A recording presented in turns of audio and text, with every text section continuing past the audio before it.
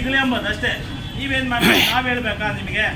ನಾವು ಹಿಂಗೆ ಹೋರಾಟ ಮಾಡಿ ಹೇಳಿ ಇವರೆಲ್ಲ ನಿಷ್ಠುರಾಗಿ ಆಮೇಲೆ ಮತ್ತೆ ಅಲ್ಲಿ ಶಾಲೆಗೆ ಹೋಗಿ ನೀವು ನಿಮ್ಮ ಶಾಲೆ ಹೇಳಿದ್ರು ನೋಡಪ್ಪ, ಆಯವ್ ಹೇಳಿದ್ರು ನೋಡಪ್ಪ ಅಂತೇಳಿ ಆಮೇಲೆ ಅವರು ಹೌದಾ ನೀನು ಹೇಳಿದೆ ಅಂತೇಳಿ ಅವ್ನು SDMCಗೆ ಹೇಳಿ ನೋಡಪ್ಪ ನಾವು ಅವ್ನ ಕಾಟ ಕೊಟ್ಟು ಎಮ್ಗೆ ಸುಮ್ಮನೆ ಗಂಡ ಬಿಟ್ಬಿಡು ಈ ಕೆಲಸನೇ ಬೇಡ ಅಂತೇಳಿ ಆ ಎಮ್ಗೆ ಹೇಳಿ ಅವಾಗ ಮತ್ತೆ ಶುರು. ಇದೆಲ್ಲ ವಾಸ್ತವಿದ್ದು ಹೌದಲ್ರಮ್ಮ? ದಯವಿಟ್ಟು ನಾವೇನು ಬೇರೆ ಆರೋಪ ಮಾಡ್ತಾ ಇಲ್ಲ.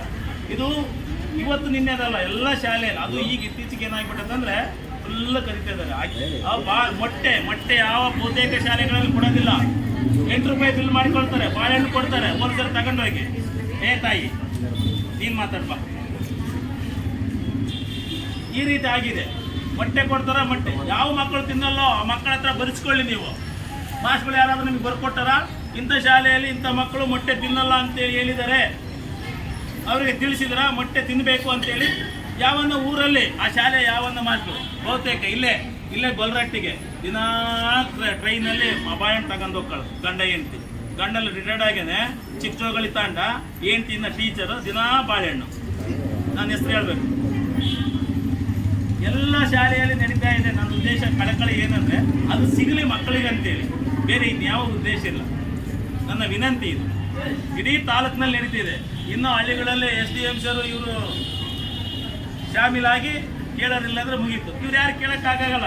ಕೇಳಿದ್ರೆ ತೆಗಿತಾರೆ, ಇವ್ರನ್ನ ಹೇಳಿದ್ರೆ ತೆಗಿತಾರ. ನಮಗೆ ಕದ್ದು ಮುಚ್ಚಿ ಹೇಳ್ತಾರ. ಅಲ್ಲ 71-100 ಮಕ್ಕಳಿಗೆ ಒಬ್ಬರೇ ಆಗಲಿ, ಆಮೇಲೆ ಅದು ಅಡಿಗೆರ ಬಗ್ಗೆ ಅಲ್ಲಮ್ಮ. ಅಡಿಗೆರ ಬಗ್ಗೆ ಆಮೇಲೆ ನೋಡೋಣಂತೆ. ಈಗ ಫಸ್ಟು ಇದ್ರ ಬಗ್ಗೆ ನೋಡೋಣ, ಅಡಿಗೆರದ ಆಮೇಲೆ. ಹಿಂಗಾಗಿದೆ. 70 ಮಕ್ಕಳಿಗೆ ಒಬ್ಬರಲ್ಲ 50. ಅದು ರೂಲ್ಸ್ ಇರೋದು ಬೇರೆ. 25 ಮಕ್ಕಳಿಗೆ ಒಬ್ಬರಂತ ಐತೆ, ಹೌದಾ? ಆದರೆ ಏನೋ 50 ಮಕ್ಕಳಿಗೆ ಒಬ್ಬರು ನಿಮಗೆ ಅಡಿಗೆ ಮಾಡ್ತಾರೆ, ಹೌದಾ? ಅದು ರೂಲ್ಸ್ ಐತೆ. ಎಷ್ಟು ಮಕ್ಕಳಿಗಿದೆ ಸರ್? ಹೌದಾ? ಆಮೇಲೆ ಧರ್ಮಸಿಂಗ್ ಮುಖ್ಯಮಂತ್ರಿ ಇರುವಾಗ ಆಲ್ರೆಡಿ ಈ ರಾಜ್ಯದಲ್ಲಿ ನಿಮ್ಮನ್ನ ವರ್ಷ ಬಿಡುಗಡೆ ಮಾಡಿ ಬಾಂಡ್ ತಗೊಳ್ಬಾರ್ದು ಅಂತೇಳಿ ಆದೇಶ ಮಾಡಿದ್ದಾರೆ. ಈ ಆದೇಶ ಯಾರಾದ್ರೂ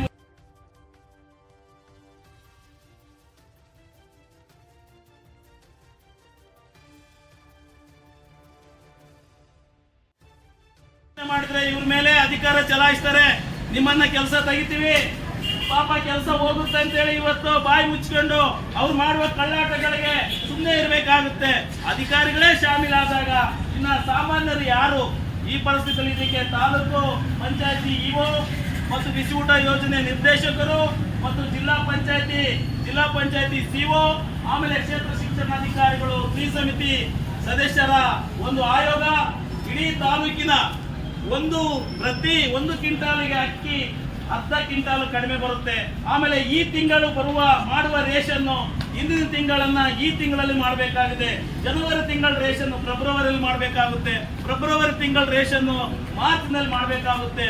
ಈ ಪರಿಸ್ಥಿತಿಯಲ್ಲಿ ನಾವು ಈ ಅನ್ಯಾಯವನ್ನು ವಿರೋಧಿಸಿ ಇವತ್ತು ಮನವಿ ಕೊಡ್ತಿದ್ದೀವಿ. ಈ ಕಾರಣಕ್ಕಾಗಿ ಮನವಿಯನ್ನು ಓದುತ್ತಾ ಇಲ್ಲಿ ಬರೇ ನಾವು ಪ್ರತಿ ಸಾರಿ ಬರ್ತೀವಿ, ಹೋರಾಟ ಮಾಡ್ತೀವಿ, ಬಿಸಿಲಲ್ಲಿ ಘೋಷಣೆ ಕೂಗ್ತೀವಿ, ಆದ್ರೆ ಫಲಕಾರಿ ರಾಜ್ಯ ಮಟ್ಟದ ಸಂಬಳ ಹೆಚ್ಚಳ ಅದು ಸರ್ಕಾರಕ್ಕೆ ಬಿಟ್ಟ ವಿಚಾರ. ಆದ್ರೆ ತಮ್ಮ ಇಲಾಖೆ ವ್ಯಾಪ್ತಿರುವ ಸಮಸ್ಯೆಗಳನ್ನು ಯಾಕೆ ಇವರು ಬಗೆಹರಿಸ್ತಾ ಇಲ್ಲ? ನಾನು ಈಗಾಗಲೇ ತಹಸೀಲ್ದಾರ್ ಮೇಡಮ್ ಅವರನ್ನ ಫೋನ್ ಸಂಪರ್ಕದಲ್ಲಿ ಮಾಡಿದಾಗ ಮಾತಾಡಿದೆ.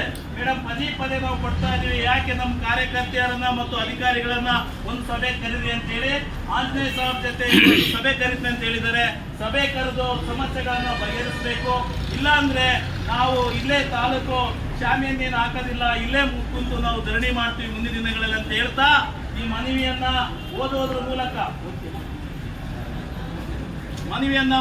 ಮೂಲಕ ಈಗಾಗಲೇ ನಮ್ಮ ಮನವಿ ಸ್ವೀಕಾರ ಮಾಡಲಿಕ್ಕೆ ನಮ್ಮ ತಾಲೂಕು ಅಧಿಕಾರಿಗಳು